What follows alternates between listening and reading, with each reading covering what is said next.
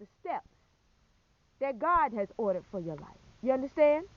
So this to me is representative of representing God starting you over. God starting you over. You understand? God helping you get through the obstacle course. God starting you over a different way because he's a God of restoration. You understand? Despite how you started off in the beginning and all the spiraling that you had to go through and all this and twists and turns and oh Lord have mercy, and then next thing you know, rock bottom. But God is a God, he says, I'm going to start you over again. But this time, instead of going this way, go that way. Oh my God. And when you go that way, it's not that you don't remember what happened when you went this way. But because God is a God that says, behold, I make all things new, let me tell you what he will do. That body that had to go through all that trouble as a child, God can say, he can say, step out of that body. Okay, now you is a spirit, you got out the body. The body collapses. Let's just say the body collapses to the ground. Let's just say you're standing there looking at your body. You look at your body and you can see the outline of your spirit. You look at your body, you can see the outline of your spirit. And you go, wait a minute. Wait a minute, I just got something, y'all. Let me tell you something. I'm not going to put it in the video, but to my right is my shadow. And to the left is, of course, the 3D me. Look at it this way. Look at your shadow as being you, and look at the 3D you as being the vessel. Okay? So let's just say, and I'm not going to put my shadow in the video, but I'm looking at it right now. Let's just say my shadow is who I am. Okay?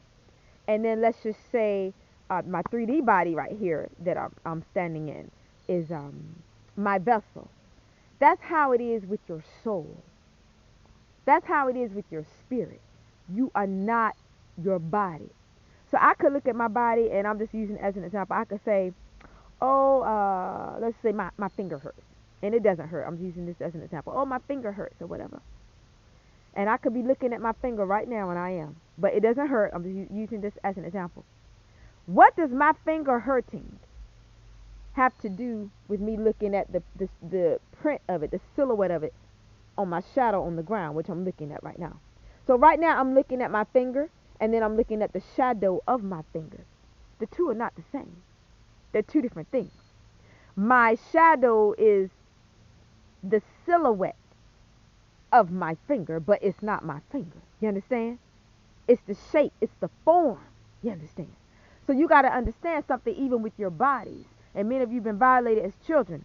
Your body is the form of you, but your body is not you. Oh my gosh. Am I talking to somebody? Is somebody getting this message today? I don't know about my delivery today, but I'm trying out here. You understand? And then, you know, a lot of times with life, you might feel like God has left you hanging, even as little children. And you're just hanging and dangling. And when you look down, there's nobody down here to catch you. You understand? You're just hanging up there, you know, going from problem to problem to problem to problem to problem to problem till you get to the end. And you're like, you know what? I can't take no more. And the next thing you know, you drop down. You just couldn't take anymore. But let me tell you something. Jesus is your bridge over troubled water.